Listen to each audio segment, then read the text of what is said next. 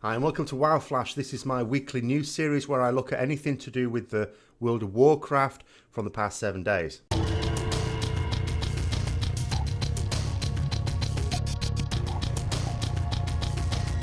Right, so first of all, is almost going back a week, is the Kirin Tor quest. Still seems to be having some trouble. There was an issue last weekend where it was the Kirin Tor emissary quest. I think it was last Saturday. And there were a couple of quests to do. There were sort of 3 in total. One of them was a dungeon quest in Arquay, which of course is something you can't easily sign up for. It has to be done with a pre-made group. Of course there is the pre-made finder, but still. And then 2 quests that a lot of people don't like. I don't like it myself. I actually did a video on it. But what it left people in the position of is not actually being able to complete the emissary quest because they weren't able to do 4 Kirin Tor quests because there weren't 4 Kirin Tor quests of any kind. Now, this may be related to a situation that was hotfixed whereby Blizzard had already noted, I think I mentioned this a couple of weeks ago, that Kirin Tor quests were coming up more often than they should have been, or more often than Blizzard wanted them to. They wanted Kirin Tor quests to be special when they came up. They come up not very often, and not like the Warden's quest where these are supposed to come up very rarely. The problem seems to be that whatever they did to change that also has the knock-on effect that when the emissary quest comes around, there's not enough quests to do. So what they did instead is a little hotfix. They just automatically completed it. So it didn't matter how many Kirin Tor quests you'd done, it just automatically completed. Now I noticed when I came on yesterday, eventually, that it's Kirin Tor emissary quest time again. It's come up quite quickly this time. It is random, remember. But, and I hadn't done any Kirin Tor quests, and yet it was still auto-completed. So whatever fix they need to do to get the Kirin Tor quests for there to be enough of them when it's Kirin Tor emissary time, obviously they've not been able to fix that yet, so they're just auto-completing them. So free cash, I guess. I also gathered from some guildmates that they were getting other daily world quests resetting as well. So they were getting 2 bites of the cherry with some of them. Unfortunately, it doesn't seem to have worked for me. Now, in other news, Blizzard... At first, I saw this post, I saw a tweet really from Law, who's one of the community managers. And it seemed to be apologising for a lack of communication. I thought, well, I've had a pop at Blizzard for PR purposes, mostly in Warlords of Draenor in the past. And I was wondering if this is maybe something to do with that. I don't think it really is.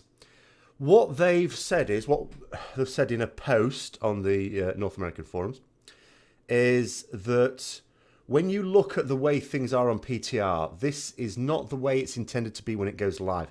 They've said because of the much more rapid fire release of content, that a lot of stuff that goes up on PTR is what you might call a half-baked idea if you're going to be uncharitable. But basically it's ideas still in the process of being worked through, so incomplete. Now, what they have also said is that a lot of people are looking at stuff on the PTR and going, oh my God, this is how it's going to be when it goes live, which of course is not true. It's never true, really, because, if something's not working properly on PTR, you report it and Blizzard take it on board and whatever. But it has been the case in the past, I think, where stuff that goes on the PTR is sort of how it's intended and there might be just some bugs to get rid of. And that's why it's on the PTR, to try and test for bugs, as well as give some limited feedback for other things. What they're now saying is, ideas that are not even fully implemented are going up on the PTR. But that they should communicate better with regards to that. So I don't think it's a general different approach to communication in general. I think it's just specifically about this PTR thing to put people's minds at rest about, things and working as they are. I think that's all there is to it. So I wouldn't read too much into that post. A lot of people have really gone to town with it and read things into it that are just not there. Speaking of communication, there's going to be another Q&A from Watcher, Ian Hazacostas, the game director of World of Warcraft. Usually these have been on Fridays. It's going to be on Wednesday next week. So on World of Warcraft's own Twitch page, Ian Hazacostas is going to do another live Q&A if you're available for that one. Obviously, I'll be raiding at the time, but I'll be watching it at some point and reporting back on that, probably in the following WoW Flash. The new pet has just come out on the WoW store, Mischief, little kitty. They do these regularly. This is the proceeds of it are going to the Make-A-Wish Foundation up until the end of this year. So anyone who buys one of these pets up until including the 31st of December, all of the money goes to the Make-A-Wish Foundation for charity there. They've announced a couple of things for patch 7.1.5, which may be requiring further discussion in their own little video, but just to give you a bit of a heads up. Secondary stats was one of the things they talked about at BlizzCon as needing really dealing with.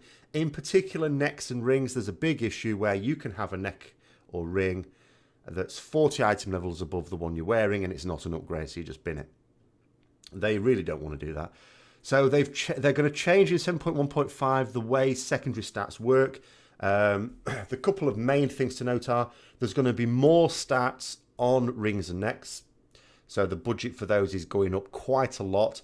So if you do happen to have any high item level rings or necks that are not an upgrade at the moment, keep hold of them because they may well become 7.1.5. They're also going to increase the amount of stats you need for like 1% crit, haste, mastery and so on. Now the purpose of this is really to try and make it so that item level is a bit less of an embarrassing judge of whether something's an upgrade. In other words, it's to try and move more towards the situation where a higher item level is an upgrade. But I will discuss that in more detail in a video in the next week. The other thing that's been announced in 7.1.5, which is from an alts point of view, getting a bit more alt friendly. I mean, it was quite strange with alts. The start of Legion, before Legion even launched, Blizzard. I'm going to have to say this without laughing, but Blizzard did actually say that this will be the most alt friendly expansion ever. When not only is it not, it is the least alt friendly expansion. However, they have made steps to try and improve this. In 7.1, they brought in a few things like not needing to do attunements for the dungeons on each character. You can just do it on one character in your account and the whole account's done. That sort of thing. They're going a bit further in 7.1.5. Not only are newly dinged outs able to buy artifact knowledge up to and including 15 with order resources without having to wait the time between it. After that, they'll have to do the time. But in actual fact, if you've got a character who's already got quite a lot of artifact knowledge, you can buy a book that will instantly boost them up. So, for example, I'd be able to buy a book for my alts for 1,000 order resources, and it will instantly blast them to, say, 10 artifact knowledge.